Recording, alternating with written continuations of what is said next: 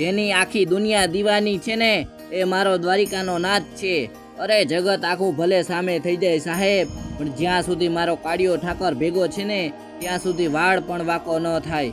લોકો કહે છે તારું નસીબ ખરાબ છે, પણ મેં કીધું મારી રેખા ભલે નબળી હોય પણ મારા હાથ પર દ્વારિકાનો હાથ છે। જય દ્વારિકાધીશ।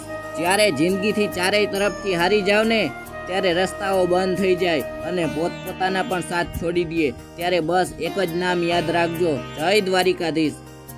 એક સુદામા તાંદુલ સ્વીકારીને ગરીબી મટાવી દેનારો દેવ છે। એ દ્રૌપદીએ એક આંખ પર કરોડો ચીર પૂરનારો માલિક છે।